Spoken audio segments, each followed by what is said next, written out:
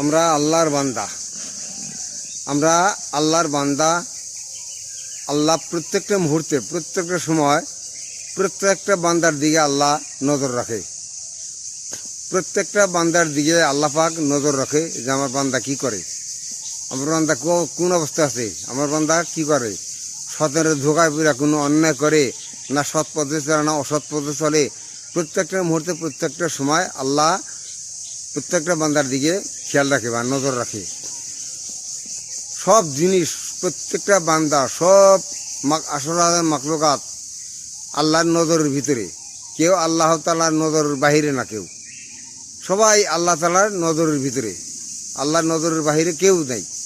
সব দিকে সব সময় সব খেয়াল রাখে আমার আল্লাহ। আল্লাহ সব দেখে, আমরা কি করি না করি, আপনি কি করেন না করি, সব কিছু আমার আল্লাহ দেখে। সব কিছু আমার আল্লাহ জানেন এবং সব কিছুর হিসাব আমার আল্লাহ পাক নিবে। দুনিয়ায় কে কি করে, যে যা করে, আপনি কি করেন, আমি কি করি, সমস্ত হিসাব আমার আল্লাহ পাক একদিন নিবে। আমাদের জীবনের সমস্ত কীর্তিকাহিনীর, কীর্তিকর্মের সমস্ত হিসাব আল্লাহর দরবারে একদিন দিতে হবে। আল্লাহর দরবারে সমস্ত হিসাব দিতে হবে। এই কথাটা মনে রেখেন।